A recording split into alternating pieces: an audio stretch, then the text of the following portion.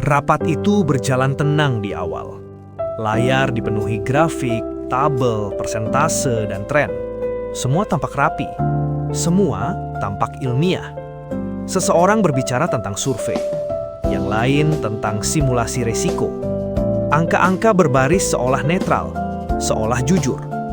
Lalu tibalah satu momen krusial. Satu keputusan harus diambil. Nada suara meninggi. Argumen mengeras, posisi mulai mengunci, dan di titik itu, sesuatu menjadi jelas. Keputusan sebenarnya sudah ada, bahkan sebelum data selesai dibaca. Angka-angka lalu dipilih, disusun, ditafsirkan, bukan untuk mencari kebenaran, melainkan untuk menguatkan sikap yang sudah terbentuk.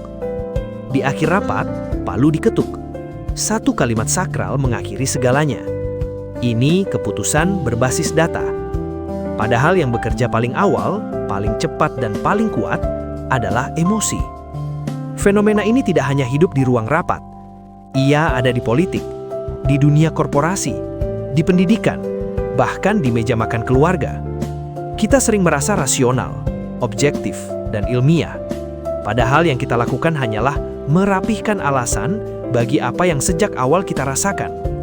Dalam psikologi, ini dikenal sebagai efek heuristik. Perasaan menjadi jalan pintas. Jika sesuatu terasa benar, kita langsung percaya.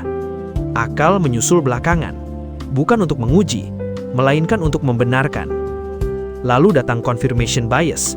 Kita mencari data yang mendukung, mengabaikan yang mengganggu.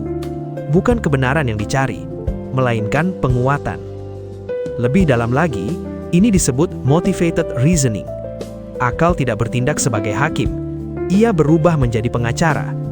Tugasnya bukan menemukan kebenaran, melainkan membela kliennya, emosi, identitas, kepentingan, dan ego. Setelah keputusan emosional diambil, barulah logika datang sebagai narator, menyusun cerita seolah semuanya rasional sejak awal.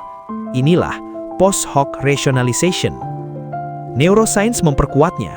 Sistem limbik, pusat emosi, bekerja jauh lebih cepat daripada korteks prefrontal, pusat analisis. Kita merasakan, lalu baru berpikir. David Hume pernah berkata, akal adalah pelayan bagi hasrat. Nietzsche melangkah lebih jauh. Apa yang kita sebut objektivitas, seringkali hanyalah kehendak yang menang, lalu disucikan sebagai kebenaran. Sartre menyebutnya bad faith. Ketika kita bersembunyi di balik data agar tak perlu mengakui bahwa kita telah memilih. Di era keputusan berbasis data, ironi ini makin halus. Data dianggap suci, padahal data tak pernah bicara sendiri. Ia selalu dipilih, dibingkai, dan diarahkan. Yang terjadi bukan data-driven decision, melainkan decision-driven data. Ironisnya, semakin seseorang merasa paling rasional, seringkali semakin kuat ia sedang merasionalisasi. Kesadaran inilah yang menuntut kerendahan hati. Bukan menyingkirkan emosi, itu mustahil, melainkan mengakuinya.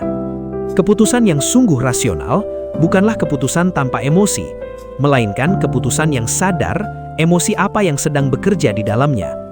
Maka pertanyaan yang perlu kita ajukan bukan apakah ini berbasis data, tetapi emosi apa yang sedang kubela dengan data ini. Di sanalah mungkin akal bisa kembali memimpin, bukan sekedar membela.